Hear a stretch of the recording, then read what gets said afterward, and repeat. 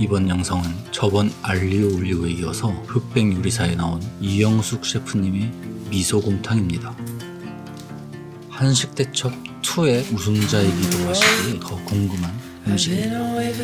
이번 요리는 그래도 어느 정도는 자세하게 알려주시는 장면이 있어서 만드는데도 크게 문제는 없었습니다. 우선 표고를 준비합니다. 개수까지는 잘 모르겠지만 6개 정도면 되지 않을까 싶고요. 무는 반 개입니다.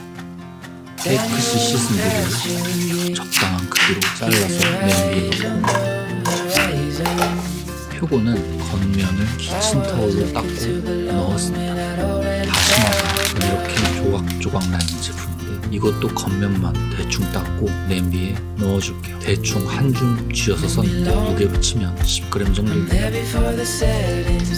바로 들기름에 볶으러 이동합니다. 불은 너무 세지 않게 중불로 조절하고 냄비를 올려줍니다.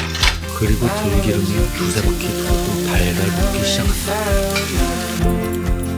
볶다 보니 표고는 너무 커서 가위로 잘랐고 재료에 비해 들기름이 부족한 것 같아서 추가했습니다.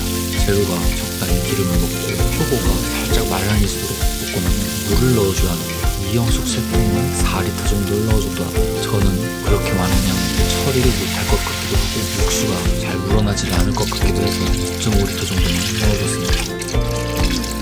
그리고 이런 채수는 제가 처음 만들어봐서 이것만 가지고 이영숙 셰프님처럼 뽀얀 국물이 나올까 걱정이 되었습니다. 그래서 원래 레시피는 없지만 배추를 뿌리 부분하고 몇 장만 좀 추가해줘봤습니다. 그리고 약불로 천천히 끓여줍니다. 왜 한 번에 강불로 끓이지 않고 약불로 하냐면 다시마 때문인데요. 셰프님은 다시마를 어떻게 하셨는지 나오지 않지만 제가 알기론 다시마는 너무 끓이게 되면 끈적한 게 나옵니다. 알긴산인지 뭔지가 나오는데 그게 국물을 망치지 않을까 싶어서 끓기 직전에 건져주겠습니다. 밑에서 기포가 올라오고 김이 오르기 시작하니까 이런 찌꺼기도 건져내주면서 다시마도 건져주겠습니다. 그리고 불을 세게 올려주면 바로 끓어오르는데 이런 거품도 한 번씩 걷어내줍니다.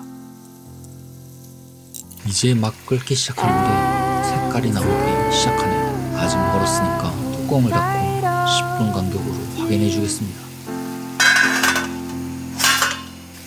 10분 팔팔 끓여줬는데 벌써 이렇게 진해졌습니다. 10분 더 끓여주니까 색이 꽤 괜찮습니다. 이대로 10분만 더 끓여서 총 30분을 끓여줍니다. 국물만 준비되면 그 다음은 굉장히 쉽습니다. 미션이 우둔살 미션이었으니까 우둔살을 써야 하는데 마트에서 안 팔더라고요. 그래서 최대한 비슷한 홍두깨살을 사왔습니다. 부위도 거기서 거기고 맛도 비슷합니다. 계란은 한 개만 풀어놓고 고기는 1인분이 6장, 그러니까 12장을 준비합니다.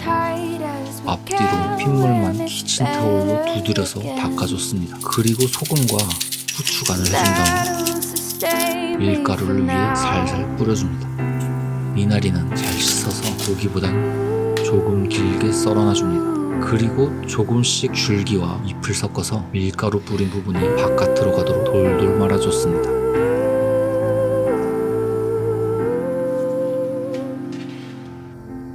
기름을 두른 팬을 예열하고 고기를 굽기 시작하겠습니다. 이 팬에 12개가 딱 맞게 들어갑니다. 계란물을 묻혀서 고기의 겉면이 있도록 골고루 익히다가 채수 국물을 한두 국자 퍼서 살짝 데쳐줍니다. 그릇에 담고 국물도 담아주면 요리가 끝이네요.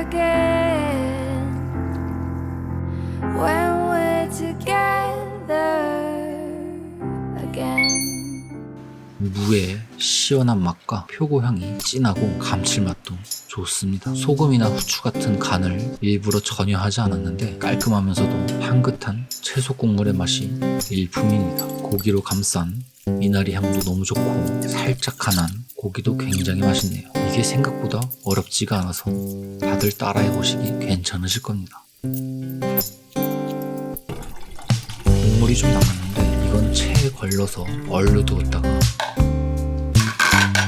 육수로 써먹어주면 됩니다. 저는 샤브샤브 육수로 쓸 겁니다. 물을 좀 섞어서 다시다를 넣고 팔팔 끓여준 다음 여러 채소와 남은 고기랑 같이 먹으면 됩니다. 채소만으로 국물을 내는 건 처음 해봤는데 좋은 요리법을 배우게 된 것 같습니다. 오늘 영상은 여기까지고요. 댓글 자유롭게 남겨주시면 감사하겠습니다. 이제 흑백 요리사는 그만 써먹고 다음 영상은 평범한 요리로 돌아오겠습니다.